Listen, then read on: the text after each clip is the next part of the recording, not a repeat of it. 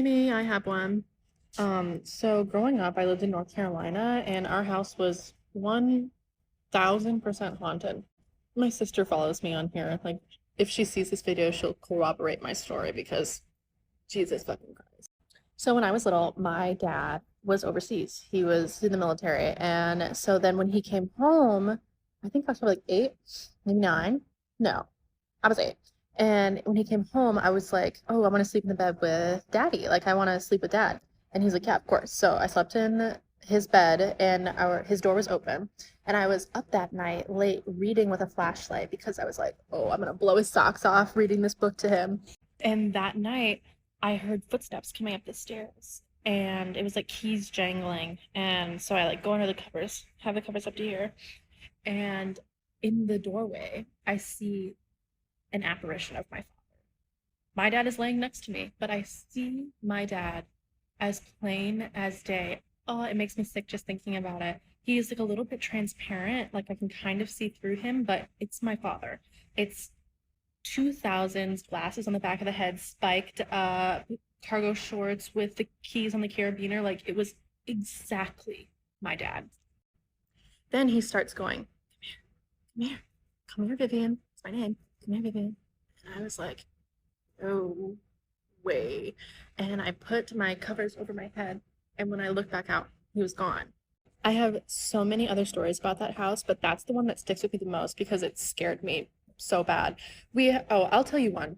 I don't remember this. This was told to me by my dad because I was a baby when it happened. But so there is basically 3 stories for our house. There's like the downstairs level that has a pool table, like billiards.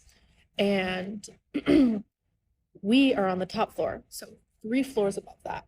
And I'm a baby, like baby, sleeping in my crib, can't get out. And then one night, my dad hears me crying, and he goes to my room, crib empty, no baby. He starts freaking out, obviously, and he's searching around the house, following my cry. I'm downstairs, 3 stories down, on top of the pool table. I'm sat on the pool table, like holding a pool ball, crying. I'm telling you, I was probably like 14 months, 15 months. You cannot get out of your crib. Nor could I walk down all those stairs and then get on top of a pool table. Then what? And in that house, me and my sisters, we were on top of the stairs.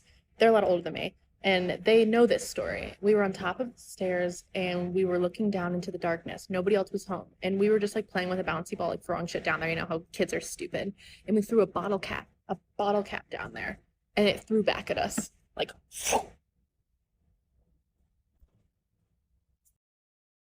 Okay, so I'm sick, so I sound and look very poorly, but let's lock in. So this nice person just said, like, you might have something attached to you. And I was like, don't say that, because when I was younger, like, I really thought that. My entire life, I have experienced so many, like, paranormal or weird shit, and I'll just tell you a couple. So in that particular house, like when I would get off of school, I'd get off the bus and I'd go home alone. And I had a key to unlock the garage door, and then you lock the garage door behind you. And you know garage doors are like they're like metal doors. They're like heavy doors. And I would be in the kitchen making myself some ramen, and that door would be wide open again. And I'm like, what the fuck? And I spent a lot of time outside because things would scare me so badly after school when I was alone that I would just sit outside and wait for my mom to come home. Another instance is just like me being downstairs again making ramen after school and hearing like the shower turn on, and when I go up there, like I turn off the water and then I run outside. Or there's been times where I was taking a shower and the water just got really, really cold, which, you know, could be the hot water heater not working, or the light would turn off while I was showering and the water would get cold, or the water would get cold. Again, maybe the light bulb died, maybe the hot water heater didn't work, but that would only happen to me. Like we went through so many light bulbs because of me. Then my family moved to Minnesota, and I've experienced a couple of haunted things happening here. One story that me and my dad shared together, and it was so funny that this was like his first experience like with me as an older person, so I could be like, you felt that, you felt that. I'll do that one another time if everyone wants to hear that, because that's like, it'd be a longer story. The one I want to say that is about this comment, you might have something attached to you. So my freshman year of college, I was living in a dorm. Shout out Tintin, that was my freshman roommate. When I was living in my dorm, one night I woke up and I was like terrified. I don't remember dreaming anything, but I just woke up and I felt like so much anxiety. It was like a shot out of the dark and just sat up like, whoop, and I was looking around, and in like between our beds there was just like a dark tall figure, and it was just kind of looming. Like, it wasn't standing on the ground, it was just like a cloud, like a black cloud. And I was so mad because this has been happening to me my entire life. I'm 18 at this point, maybe 19, and this has been happening for as long as I can remember. Something crazy, something weird happening to me, and I was so mad that I was just like, get out. Like, I told him to leave, and it dissipated. And ever since then, I haven't experienced really anything too strange. Like some dreams and some other weird stuff, but nothing that is like, that's fucking a ghost story, you know? And I'm 24 now, so it's been like 5 years. Yep, that's what I know. That's what I know. Okay, this is probably the last one that I'll do, but people want to hear about the story of my dad, so I'll tell it. So we just moved to Minnesota, and we moved into this house. It's an old house, and but we just moved in, so like boxes are everywhere. I'm on the phone with my high school boyfriend at like 3 a.m. I'm playing solitaire on my phone, and then I start hearing stuff move around the house, and I was like, dude, did you hear that? And he's like, no. And I said, okay, I gotta hang up on you because I need to figure this out. It sounded like folders being pushed off the counter and like cardboard boxes being moved, like pushed, like, and I was like, the fuck? And then I heard footsteps, like heavy boots walking to my door. Do, do, do, do. Do an about face, which is a military movement. It's like his boots squeaking and walking away. Boom, boom, boom. So I call my dad, who's in the other room, and he's like, what? And I'm like, Dad, there's someone in the house. There's someone in our house right now. So he gets up, he has a gun, and he's like looking around, and then he opens up my door and he goes, Vivian, no one's here. And as he says that, this like gust of wind, it's visible, you can see go by his head, and he goes, what the fuck was that? What was that? And I was like, I know, you saw it, you felt it. And like, that was kind of it for that night. There was still a lot of crazy stuff that happened in that house. This is gonna make you guys sick because it still fucks me up, and every single time I tell someone this, they're like, ew, stop. There would be baby handprints on my mirrors and on our TV. We would wipe them off, and then they would come back. We don't know any babies.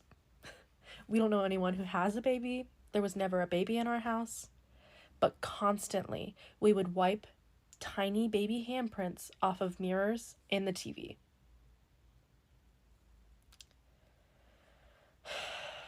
We didn't live there for that long, so that's all I got from that. I remember feeling like really like uneasy living there, but nothing really else other than that. Oh my god, wait, no, I know something else. We were like sitting in the living room, and we just got done eating ice cream, and we left our bowls and our spoons on the counter. And we heard crash, crash, crash, and we're like, what the fuck was that? And the bowl and the spoon was in the sink. We left it on the counter, we heard crash, crash, crash, we came in, bowl and spoon in the sink. I lived in a house that was almost 300 years old, so let's talk about it. All right, so fun fact about this house that I lived in. My husband lived in this house when we were just dating for about 2 years back in 2015 to 2017, and then we moved to San Diego because we wanted to see what San Diego would bring to our lives, and then we moved back to the East Coast in 2021. So we were living on the East Coast, and mind you, when my husband lived there the first time, whenever I would go and visit him, if I would get there before he got home from work or from running errands. I just hated being there alone. The house just gave me the heebie-jeebies. So that was in 2015 to 2017. My husband just refuses to acknowledge that this house could be haunted, so he lived there peacefully. I was in shambles at all times. So fast forward to 2021, we moved back to the East Coast. We are staying with family while we're just trying to get our bearings and get new jobs and just transition back into life on the East Coast. And my husband is saying, you know, man, I really wish that that house was available again. I loved living there. It was the best. It was a dream because it was a pretty big space and the rent was really affordable, but it was haunted, so I didn't care. But anyway, my husband really wanted to move back. I said, not happening. So he went out on a limb and asked our old friend and neighbor who had lived there the entire time. She was there for almost 10 years. He followed up and just said, hey, do you know if our old unit is available or will be available? And she said, no, unfortunately, like the people have been living here, have been here for 2 years. They love it. I don't think they're going anywhere. Ironically enough, a few months later, and I think it was on Christmas Day, our old neighbor shoots at me a text and goes, hey, do you want to move back in? They're actually moving out. They're moving back down south. If you want it, I can, you know, put in a good word with the old landlord and just remind him that you guys are old tenants. It's looking pretty good for you guys to move back in. So we moved back. Yeah, we moved back. This time I felt a little bit better because we had Mona, my parrot, with us. So at least, you know, I had company, I had my BFF. So I didn't feel as scared, but I was still apprehensive, especially because even our neighbor was certain. Like, you know, she can verify that there was some weird stuff going on in this house. Just to preface, this house is a historic landmark. It was built in 1757, and a really famous blind poet lived there. I can't remember if she was born there. I know she didn't die there, but she was a blind hymn writer. Her name was Fanny Crosby. When you Google her, that's not who you want haunting your house, okay? Nothing personal, but good God, she was terrifying, okay? I'm just gonna say it, she was terrifying. I'm not even gonna, you know, put her on the green screen here and give anyone nightmares. I'm doing you a favor. Google at your own risk. She scares the hell out of me. And if she doesn't scare the hell out of you, must be nice. So I have plenty of stories of just my experience being there, but I'm just talking about one. Sorry it took me a while to get here, but I needed to give you all the backstory. So we're living in this house. Weird stuff is happening. Every time it happens, my husband justifies it with something ridiculous. But there was one night in particular, and ironically, it was the night of Halloween going into November 1st. If anyone knows of Samhain, if anyone knows anything about the veil thinning on the night of Halloween, then you know that sometimes activity is heightened, if you believe in that.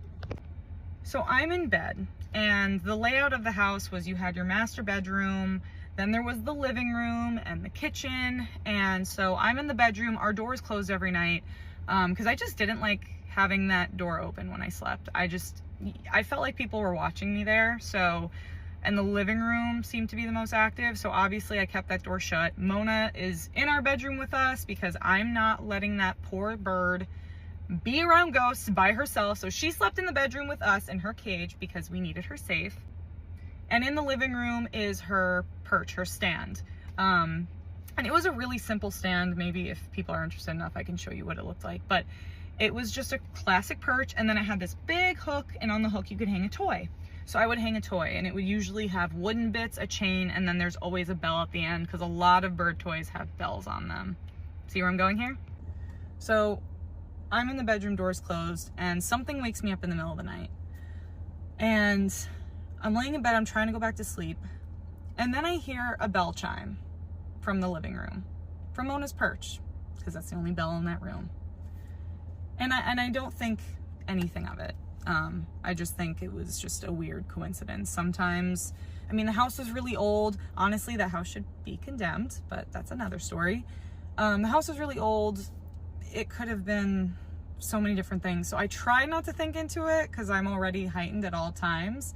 So I just try to go back to sleep. But then I heard it again. I heard the bell chime again. I'm laying there. And I'm questioning that very seriously. Then I hear it again. And we're not talking about a little like, doo-doo. We're talking about a bell chiming like, ching, like take a little metal bell and whack it. And that bell is connected to things. So it's reverberating off the objects, whatever. The bell is ringing. And it's not a tiny bell. It's a bell designed for a 3-pound scarlet macaw or anything of a similar size. So it needs some force to hit it. So this bell is going off every 30 seconds. So finally, I'm like, okay, I'm officially terrified out of my mind. If it happens again, I'm waking up John because he's just sound asleep. Just sweet dreams. Sure enough, the bell chimes again. And I shake John and I say, the bell is going off in the living room. And he's very tired. He's like, what are you talking about? And I was like, Mona's bell is ringing in the living room. And she's clearly in here with us sleeping. She's covered in her cage. It's not coming from here. It's coming from the living room. He's like, no, it's not. And the bell chimes. And when I tell you that this man shot out of bed, somehow had a flashlight already in hand and goes into the living room and he's looking around and he can't find anything. No evidence of what could be making the bell chime. Have no idea what was causing that. But he comes back in the room with the pole and the toy attached to the pole in his hand, and he puts it in the closet and he gets back into bed, and all he says is, that was weird, and goes to sleep. He just goes right back to sleep. Obviously I didn't sleep well that night. And the next day when I tried to bring it back up to him, my mans tried to chalk it up to, well, sometimes we get mice in the house, so a mouse could have done that. Mice are this big and weigh next to nothing, and there is absolutely nothing they can do to create enough power and force to make that bell chime. So yeah, that was weird.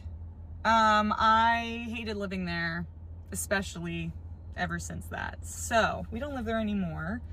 But yeah, that was really weird. Just bells chiming in the middle of the night.